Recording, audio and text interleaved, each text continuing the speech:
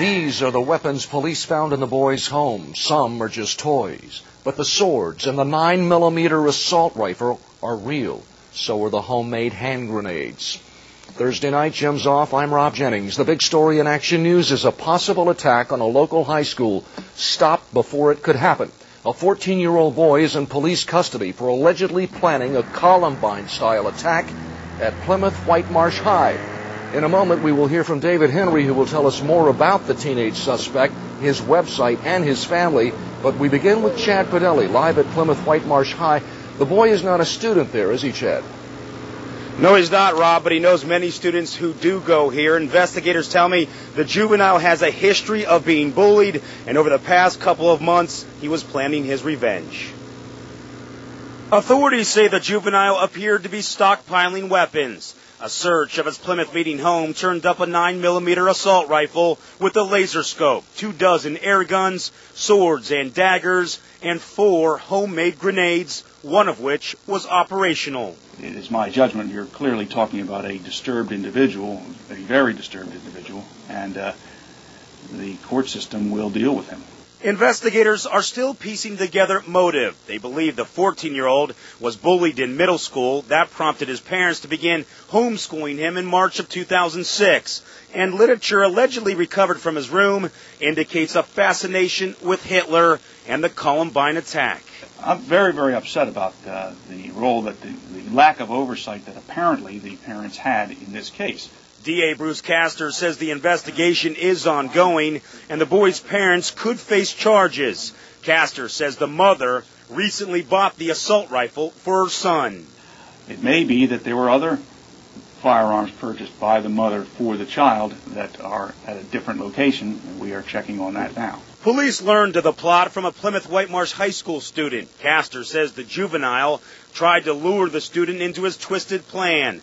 A plan that, fortunately, was only in its early stages. I think that if an attack was going to occur, it was not imminent.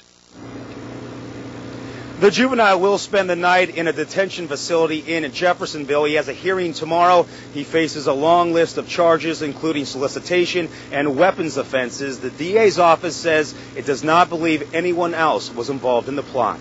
I'm live in Plymouth Whitemarsh. Chad Padelli, Channel 6 Action News. Thank you, Chad. Now to David Henry at Plymouth Township Police. What can you tell us, David? Well, Rob, we've had some late-breaking developments here at the Plymouth Township Police Department involving charges that may come as early as tomorrow.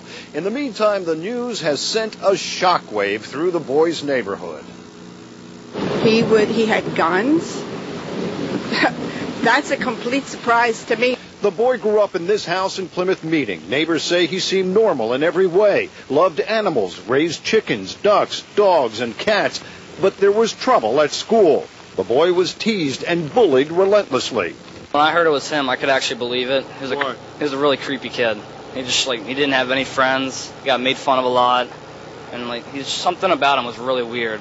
A year and a half ago, the boy's parents took him out of Colonial Middle School because of the bullying. And I deeply regret to the family that they have been put in this position. I think we need to do something about access to guns in this country, and we need to take bullying very seriously. Despite his normal outward appearances, the boy apparently had a dark side that played itself out in cyberspace. The boy's personal webpage is dedicated almost entirely to the Columbine massacre. It is full of violent images. Investigators are trying to question the boy's mother about where he got the weapons. She returned home after spending the day with her lawyer. The boy's father was charged last year with making false statements on a firearms application. This afternoon, a friend of the family came to the police station. He turned over some guns that he had apparently been asked to hold at his house for safekeeping. It has all left the neighbors baffled. There was no indication at all of them doing something like that. Dark secrets behind closed doors and more that may come to light as the investigation continues, with new charges possibly coming tomorrow. Live in Plymouth Meeting, I'm David Henry, Channel 6 Action News. Rob? Thank you, David. As word spread this morning about the threat and arrest, students started calling their parents, and so did the school. The superintendent of the Colonial School District sent out an automated message, an email, informing parents just what was going on today. It was a recording. The school, I guess it was the school that called the recording. They called several times, which was great. We were really happy about that. Based on that, hundreds of parents decided to pull their children out of school early. Many of the students had rattled nerves as well. I'm scared, I ain't gonna lie, I'm scared. And my sister called my mom and she just can't pick us up. Administrators never canceled classes today, saying students were not in any danger. Once again, here's the latest on the student threat at Plymouth Whitemarsh High. The Montgomery County DA says a 14-year-old boy had a plot to kill and the weapons to do it. He says the boy was stockpiling guns and swords and building homemade grenades. He allegedly recruited another teen to join him. That tip yesterday helped police thwart any violence. Authorities say there's no longer a threat to the school. It will be open normally tomorrow. Stay with Action News for continuing